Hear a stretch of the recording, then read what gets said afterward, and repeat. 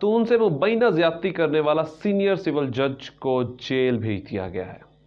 जी हाँ, एक जज को जेल भेज दिया गया है। खुदा के बाबरकत जलाली और मुकद्दस नामे देखने सुनने वाले तमाम नाजरीन को मेरा सलाम। उम्मीद करता हूँ आप सब खैरियत से होंगे। मैं Salman Hussain DNP fast news YouTube channel के साथ आपकी खिदमत में हाजिर हूँ।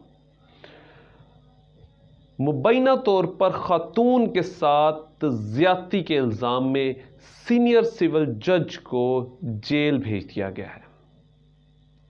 सबसे पहले तो मैं आपको इस केस की थोड़ी सी हिस्ट्री बताता हूं कि इस जज को जेल क्यों भेजा गया, ज्यादती का क्या इल्ज़ाम है और किस बना पर इस सीनियर सिविल जज को जेल भेजा गया। ये तमाम तफसीलात आज के अपने इस व्लॉग में आपके सामने रखूंगा। और आज का व्लॉग शुरू करने से पहले देखने और सुनने वाले तमाम नाजरीन से भी गुजारिश है, मेरे चैनल को सब्सक्राइब ज़रूर कीजिएगा, क्योंकि आपकी मोहब्बत की हमें बहुत ज़्यादा ज़रूरत है।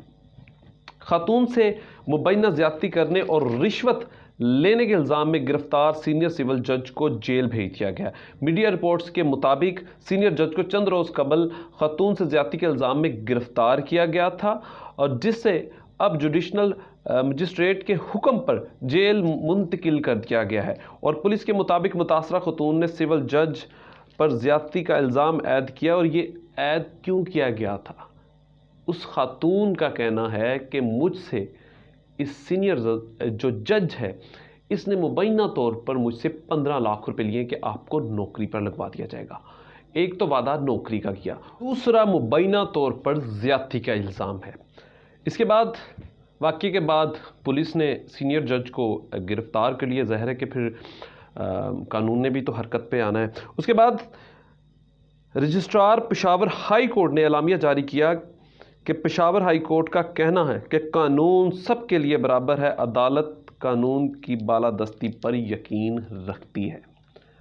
अब जज साहब को जी गिरफ्तार कर दिया गया और गिरफ्तार के बाद मज़ीद जो आगे कार्रवाई का आगाज़ जो है वो कर दिया गया है।